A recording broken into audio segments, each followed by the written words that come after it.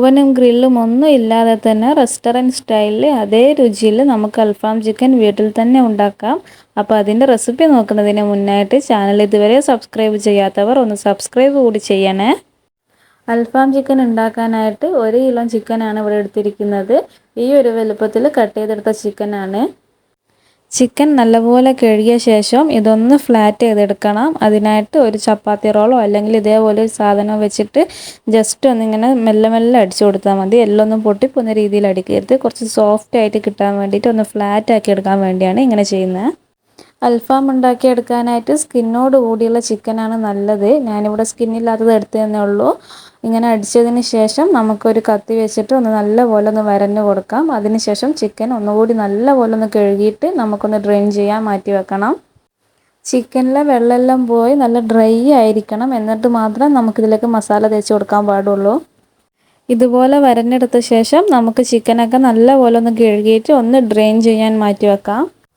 അടുത്തതായിട്ട് നമുക്ക് ഇതൊന്ന് പെരക്കി വെക്കാനുള്ള മസാല തയ്യാറാക്കി എടുക്കാം. അതിനായിട്ട് ഒരു മീഡിയം സൈസ് തക്കാളി പകുതി കട്ട് ചെയ്തെടുത്തതാണ്. ഫുള്ള് വേണ്ട. ഒരു ചെറുതാണെങ്കിൽ ഫുള്ളെടുത്തോ, മീഡിയം സൈസ് ആണെങ്കിൽ പകുതി മാത്രം മതിയാവും. അതിനുശേഷം ഒരു 6-7 ചെറിയുള്ളി നമുക്കിതിലേക്ക് ഇടാം. ഇനി ഒരു പച്ചമുളക് കൂടി ചേർത്ത് കൊടുക്കുന്നുണ്ട്. മുളക് നമുക്ക് എരിവിനനുസരിച്ചിട്ട് മാറ്റം വരുത്താം.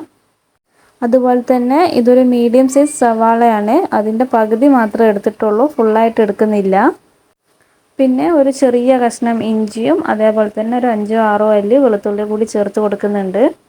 ഇനി ഇതിലേക്ക് നമ്മൾ ചേർത്ത് കൊടുക്കുന്നത് മല്ലിയിലയാണ്. ഒരു 2 തണ്ട് മല്ലിയില ഇതിലേക്ക് ഇട്ട് കൊടുക്കുന്നുണ്ട്. അതിൻ്റെ കൂടെ കുറച്ച് പുതിനയില കൂടി ചേർത്ത് കൊടുക്കുന്നുണ്ട്. മല്ലിയിലേൻ്റെ അത്ര തന്നെ പുതിനയില വേണ്ട. ഇനി നമുക്ക് ഇതൊന്ന് നല്ലപോലെ അരച്ചെടുക്കാം. വെള്ളമൊന്നും ചേർക്കാതെ തന്നെ നല്ലപോലെ അരച്ച് പേസ്റ്റ് ആക്കി എടുക്കണം. പേസ്റ്റ് ആക്കിയെടുത്ത മസാലയിലേക്ക് ഒരു മീഡിയം സൈസ് വലുപ്പത്തിലുള്ള ക്യാപ്സിക്കാണ്. അത് ഫുള്ളായിട്ട് എടുക്കുന്നില്ല, അതും പകുതി മാത്രമേ ചേർത്ത് കൊടുക്കുന്നുള്ളൂ. ക്യാപ്സിക്കം ഇതുപോലെ ചെറിയ കഷ്ണങ്ങളാക്കിയിട്ട് ചേർത്ത് കൊടുത്താൽ മതി. ഇനി ഇതിലേക്ക് ചേർത്ത് കൊടുക്കുന്നത് ഒരു 1/4 കപ്പ് തൈരാണ്. തൈര് ഞാൻ ജസ്റ്റ് ഒന്നിങ്ങനെ ഇളക്കി ലൂസാക്കി എടുത്തതാണ്.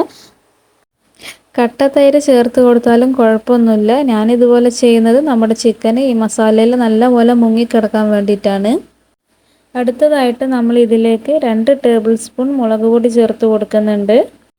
അതേപോലെ ഒരു 1/4 ടീസ്പൂൺ മഞ്ഞൾപ്പൊടി കൂടി ചേർത്ത് കൊടുക്കാം. ഇനി നമുക്ക് ഇതിലേക്ക് കുരുമുളക് പൊടി ചേർത്ത് കൊടുക്കാം. ഒരു 1.5 ടേബിൾ സ്പൂൺ കുരുമുളക് പൊടി ചേർത്ത് കൊടുക്കുന്നുണ്ട്. നല്ല എരിവ് വേണ്ടവർക്ക് ഒരു 2 ടേബിൾ സ്പൂൺ വരെ ചേർത്ത് കൊടുക്കാവുന്നതാണ്. ഇനി ഇതിലേക്ക് ഒരു 1/2 ടീസ്പൂൺ വലിയ ജീരകം പൊടിച്ചത് കൂടെ ചേർത്ത് കൊടുക്കുന്നുണ്ട്. ഇനി ഇതിലേക്ക് നമുക്ക് ആവശ്യത്തിനുള്ള ഉപ്പ് കൂടെ ചേർത്ത് കൊടുക്കാം. ഇതിലേക്ക് ചെറുനാരങ്ങ നീര് കൂടെ ചേർത്ത് കൊടുക്കുന്നുണ്ട്. വലിയ ചെറുനാരങ്ങയാണെങ്കിൽ അതിൻ്റെ പകുതി മതിയാവും, ചെറുതാണെങ്കിൽ ഒന്ന് ഫുള്ളായിട്ട് എടുത്തോളൂ. ഇനി ഇതിലേക്ക് ചേർത്ത് കൊടുക്കുന്നത് മന്തി മസാലയാണ്. ഇത് ഓപ്ഷണലാണ്. 1 ടീസ്പൂൺ ചേർത്ത് കൊടുത്തിട്ടുണ്ട്.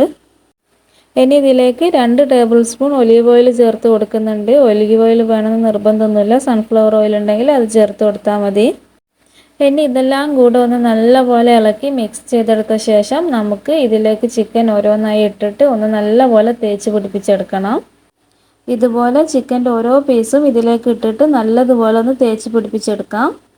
ഇപ്പോൾ നമ്മൾ എല്ലാ പീസ് ചിക്കനും ഇതുപോലെ മസാല തേച്ച് വെച്ചിട്ടുണ്ട്. ഇതിങ്ങനെ കാണുമ്പോൾ ഓവറായിട്ട് മസാല ഉള്ള പോലെ തോന്നും, പക്ഷേ ഇത് ഫ്രൈ ചെയ്ത് വരുമ്പോൾ ഇത് റെഡി ആയിട്ടുണ്ടാവും.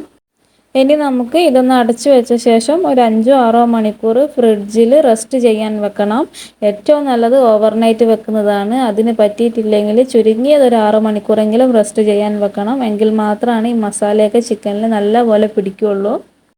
5-6 മണിക്കൂറിന് ശേഷം നമുക്കിതൊന്ന് ഫ്രൈ ചെയ്തെടുക്കാം. ഫ്രൈ പാൻ നല്ലപോലെ ചൂടായ ശേഷം ഒരു 3 ടേബിൾ സ്പൂണോളം ഒലീവ് ഓയിൽ ഞാൻ ചേർത്ത് കൊടുക്കുന്നുണ്ട്.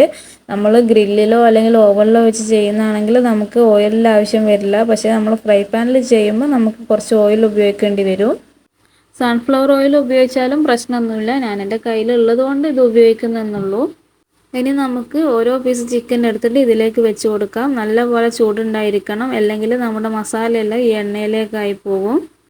ഇനി നമുക്ക് ഒരു ലോ ഫ്ലെയിമിൽ 10 മിനിറ്റോളം ഒരു സൈഡ് കുക്ക് ചെയ്തെടുക്കാം. ഒരു സൈഡ് ഒന്ന് കുക്കായി വന്ന ശേഷം നമുക്കൊന്ന് ഇത് തിരിച്ചിടാം.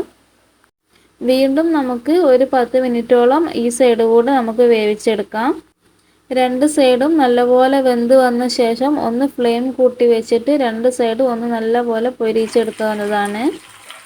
എല്ലാ പീസും പൊരിച്ചെടുത്ത ശേഷം നമുക്കിതൊന്ന് പുകയിട്ട് കൊടുക്കണം. എന്നാൽ മാത്രമാണ് നല്ല അൽഫാമിൻ്റെ ടേസ്റ്റിലോട്ട് എത്തുള്ളൂ.